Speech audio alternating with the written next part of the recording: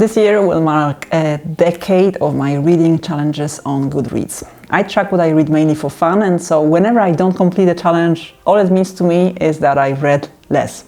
No surprises. I just realized that Goodreads is possibly the only app I'd like to see more of my friends use. Maybe one day they will.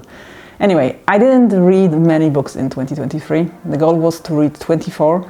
I read 20, so as usually I lowered the bar, and now I aim to read the same number, 20 books in 2024. And today, let me share with you my 6 favorite books of last year. I spent my Christmas 2023 at a meditation retreat in the south of England. I went with a book, a selection of Christmas stories, but kind of suspected that I'd find something I'd love in the places where I was staying, small library. And I was right. Some of you probably heard of Eckhart Tolle's book, The Power of Now. I tried reading it in the past, possibly picked it up from some bookshelf, maybe in a bookstore, maybe in a local library, but I wasn't convinced. I really believe that with books, just like with people, it's often a question of timing. So at that time, it was a bad timing for Eckhart Tolle and me.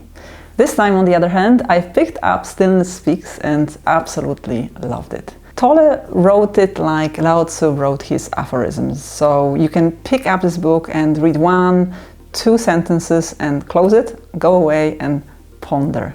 I like this book so much that I actually ordered it, and now I'm going to have a copy on my bedside table to read exactly in this one section at a time way before going to sleep. I learned quite a lot from Tolle already, but I don't think that learning will ever stop. That's why I want to keep getting back to this book. If you're into philosophy, Buddhism, self-awareness, mindfulness, you will most probably like it too. This book has been on my to-read list for a long while, and finally the time has come. First things first, I'm a big fan of the clever design of its cover. Isn't it just great? I knew this book was a good and important read, but that's it. I had no clue that it was written about the UK by a British person. That made it much more relevant, and I ended up reading parts of it to my boyfriend quite a few times with a "Do you know that?" as a prefix. For the record, my boyfriend is Black British and was as surprised as I was to find out about Black British past and present. The book is very, very well written. Sometimes I was amazed at how easily it reads. And it's not a comfortable read, and still it's well researched, and it reads like a personal account, like a story told by Rennie to a friend. It's absolutely a must-read, no matter your skin color or place of birth. Naval is like a semi-god for all financial and productivity YouTubers, podcasters, gurus, and so on, which made me feel skeptical about reading this book and about him to begin with. But since I'm shamelessly curious about people, I had to find out about this guy for myself. The Almanac is not written by Naval himself. It's a decently organized collection of his talks, tweets, interviews, and so on, courtesy of a friend of his. The subtitle of this book is A Guide to Wealth and Happiness, but it's a very, very simplified explanation of what to expect inside. You will read about love, health, financial freedom, meditation, learning, and much, much more. There's a lot of wisdom between these covers. And again, it's one of those books I enjoy having nearby and to keep rereading. You don't need to be into angel investing or only finance to get something out of it. It's a bit like meeting a multidisciplinary thinker who shares his worldview and his story with you. If you're not exactly inspired by conversations you're having with the people you meet in your life, the people around you, give this book a go. I can pretty much guarantee you will feel energized afterwards. Karl Ove. I don't have this book because it was a library book. The first time I read one of his books, the excellent A Death in the Family, was after a coworker of mine answered my "What are you reading?" question. She told me she's reading this book about a guy who describes his life and starts with brushing his teeth and then moves to something else, something entirely different, and 50 pages go by and he's still brushing his teeth, but you kind of never notice. I don't think I've ever heard a better review of Knausgård's books.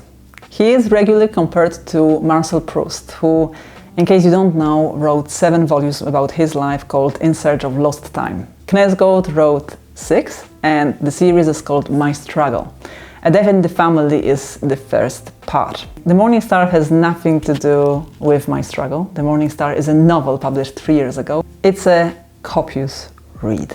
I don't own it, so can't show it to you, but the English edition is almost 700 pages long. The thing with Karl Ove is this: he's a brilliant writer, and even when you find yourself exasperated by some parts of his novels, you persevere and he rewards you with so much beauty that you just forgive him.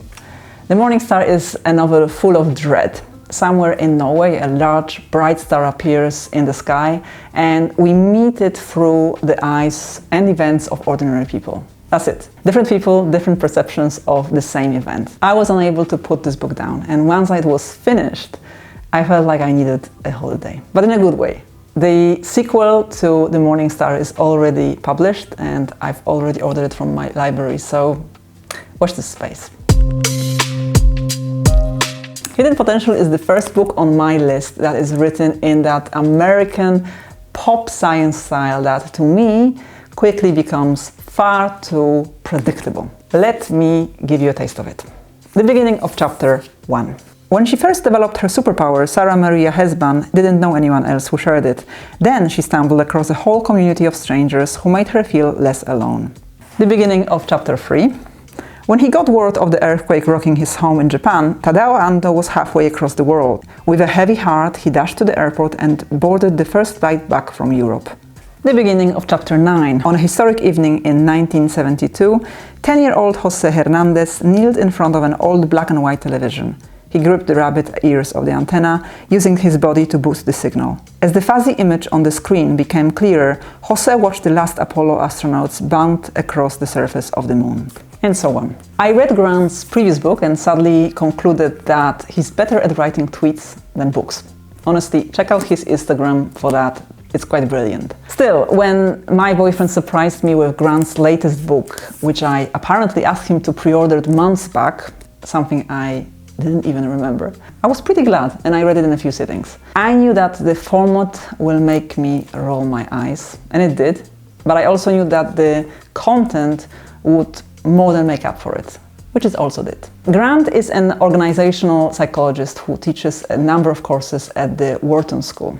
Hidden Potential is, to me, his best book so far. It's about learning, it's about recognizing your advantages or their lack of, and knowing what to do about it. In essence, it's about getting better at whatever you set out to do, whoever you set out to become.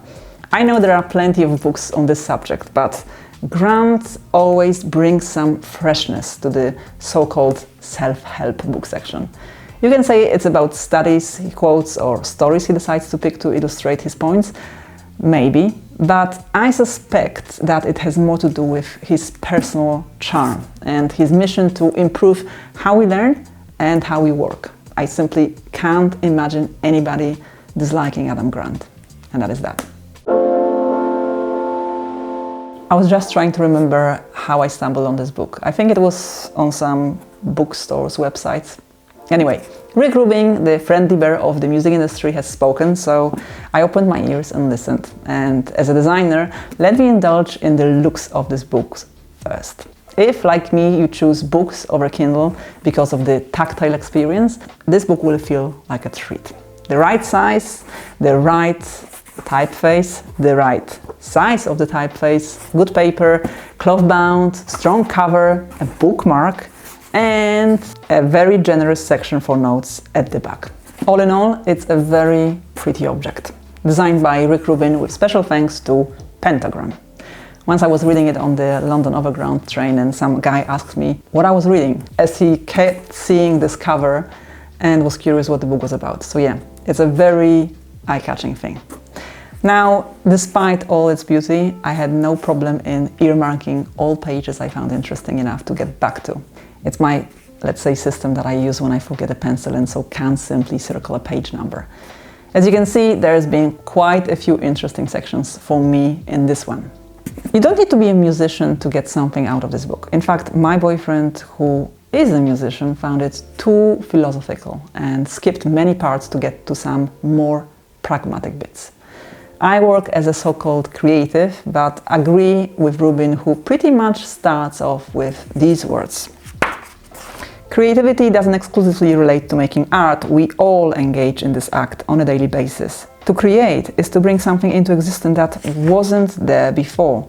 It could be a conversation, the solution to a problem, a note to a friend, the rearrangement of furniture in a room, a new route home to avoid a traffic jam.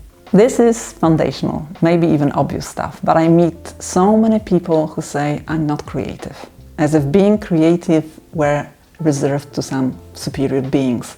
Rubin is great at reminding everybody, hey, you can and do create, and then shares what he learned about creating while working with musicians and artists. Very often those who felt stuck, encountered some creative block or felt unoriginal. When you start with that idea that creating is a way of being, it's hard not to see how you could apply these lessons to your whole life. And that's when the book becomes something more than a how-to for musicians. As a side note, there's an excellent episode of Desert Island Discs on BBC Radio 4 with Rick Rubin. It might be a very good intro to his book in an audio version for you.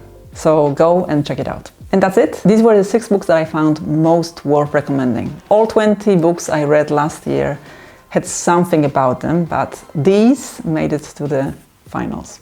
I hope you found this video useful and will feel inspired to reach for at least one of them. Thank you very much for watching, and I'll see you in the next one.